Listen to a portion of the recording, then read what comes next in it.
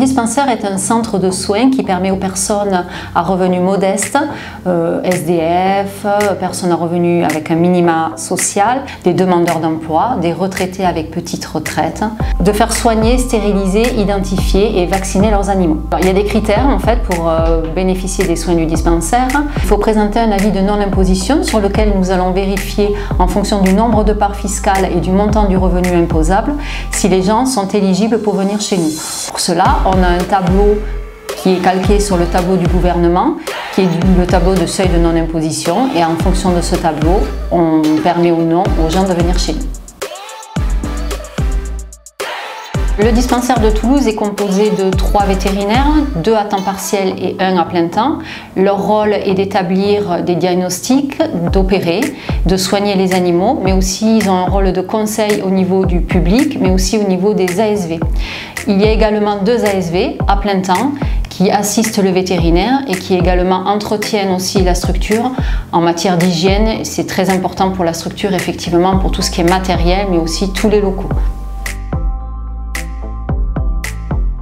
Les bénéficiaires prennent d'abord rendez-vous. Pour venir chez nous, c'est exclusivement sur rendez-vous. Si c'est pour un rendez-vous de chirurgie, donc ils viennent le matin à 9h30, nous présenter leur avis de non-imposition ainsi que leur pièce d'identité.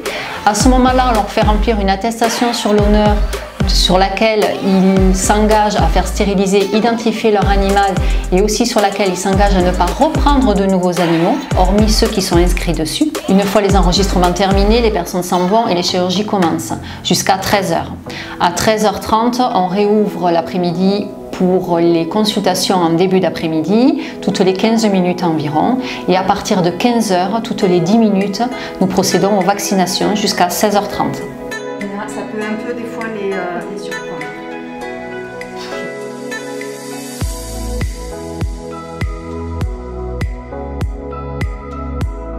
C'est essentiellement chien-chat, mais il peut y avoir aussi des nacs, des souris, des hamsters, des cobayes, des furets. Et pour les types d'interventions, c'est souvent des interventions de convenance qu'on appelle, donc stérilisation, castration, mais ça peut être aussi des chaînes mammaires, ça peut être des amputations, ça peut être des consultations pour des traitements pour des puces, ça peut être des consultations pour un animal qui s'est blessé, pour des plaies, pour des abcès, essentiellement. Nous pratiquons le tatouage et aussi le puçage. Le tatouage est utilisé fréquemment sur le territoire français. Il est préconisé de mettre une puce électronique pour tous les animaux qui quittent le territoire français. Et effectivement, le tatouage est plus visible et ça correspond mieux aux besoins de certaines personnes. En revanche, d'autres, même si elles restent sur le territoire français, vont préférer la puce électronique. Nous, de toute façon, on s'adapte, quoi qu'il en soit. L'intérêt pour nous, c'est que l'animal soit identifié.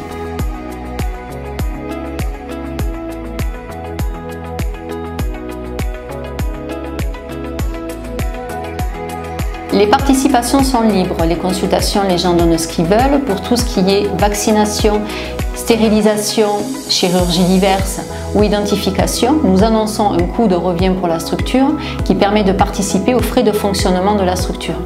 Après, les gens sont libres de donner ce qu'ils veulent en fonction de leurs moyens.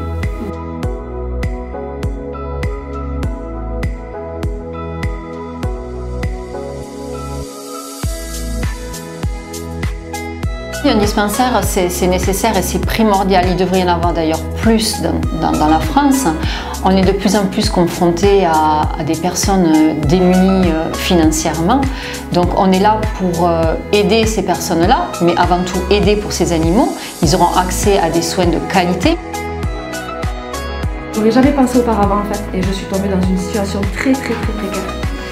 Donc je me retrouve sans emploi et on m'a parlé du dispensaire en fait qui est tombé au bon moment pour moi. On est à l'aise et on ne se sent pas différent.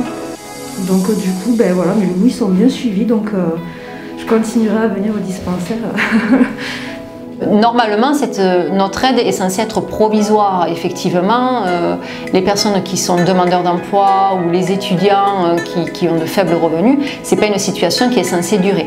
Ça ne veut pas dire qu'ils n'ont pas beaucoup de moyens, qu'ils n'ont pas le droit d'avoir un animal. Bien au contraire, ça leur apporte malgré tout de l'amour, de la stabilité, de la confiance, une relation importante entre l'animal et l'humain.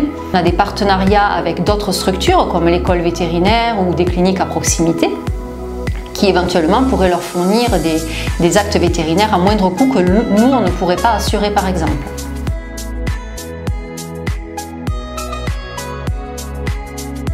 Les dispensaires font partie donc du réseau de la SPA et comme toute structure de la SPA, nous vivons des dons et des legs.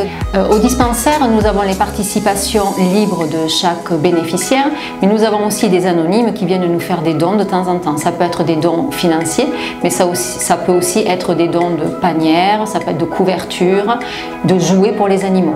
On prend tout, on prend des caisses éventuellement. De toute façon, il faut bien comprendre que la SPA ne vit qu'avec des dons et des legs. Donc essentiellement, le dispensaire a besoin aussi de participation et de dons.